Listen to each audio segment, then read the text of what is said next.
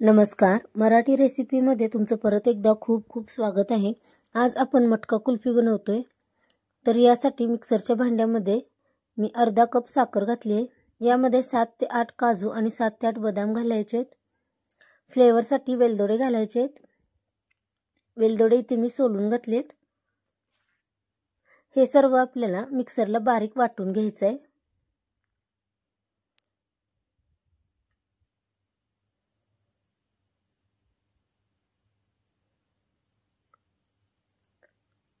साखर, काजू, बदाम आणि वेलदोडे इथे मी मिक्सरला बारीक वाटून घेतलेत।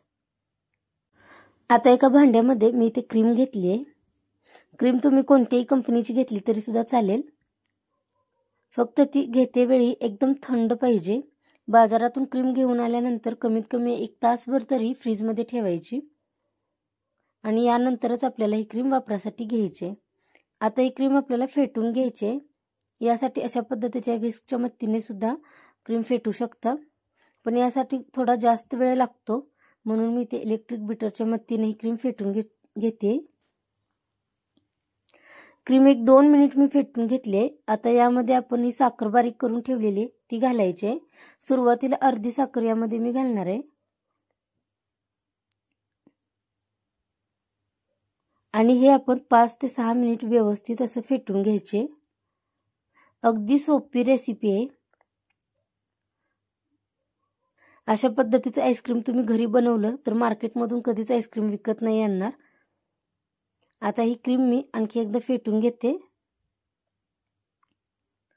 तुम्ही माझे व्हिडिओ पहिल्यांदाच पाहत असाल, अजून चॅनलला सबस्क्राइब केलं नसेल तर आपल्या चॅनलला सबस्क्राइब करा।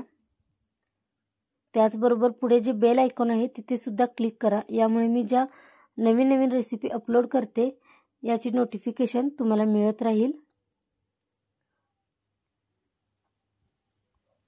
एक 5 मिनिट ही क्रीम मी छान फेटून घेतली। आता शिल्लक राहिलेली जी साखर आहे ती यामध्ये आपण घालायची आणि परत ही क्रीम 5 ते 6 मिनिट व्यवस्थित फेटून घ्यायची।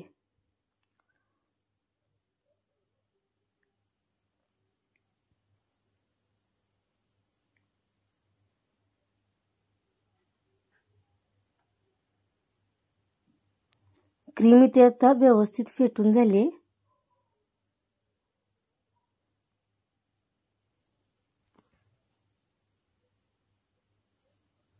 इथे 2 मी मटके घेतलेत अशा पद्धतीचे, जे घरामध्येच होते तेच मी स्वच्छ धुवून घेतलेत। तर आता यामध्ये मी ही तयार केलेले मिश्रण आहे हे घालते। माझ्याजवळ 2च मटके होते, थोडं मिश्रण शिल्लक राहिले तर मी हे घरामध्ये चहाचा जो कप असतो त्यामध्ये घातलेला आहे। यामध्ये सुद्धा छान आईस्क्रीम बनतं। सजावटीसाठी टुटी फ्रुटी किंवा ड्रायफ्रुट्सने सजावट केली तरी चालेल। आता याला फॉइल पेपरने कव्हर करायचं, यामुळे यामध्ये बर्फ जमा नाही होणार।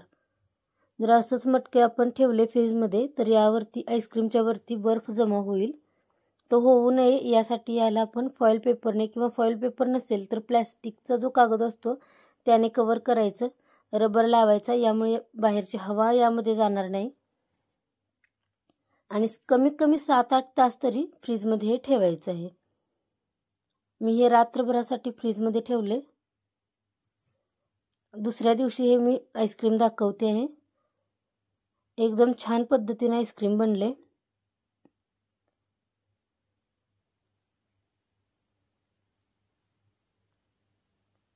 टेक्स्चर तुम्ही बघू शकताय, एकदम स्मूथ असं टेक्स्चर आलेलं आहे।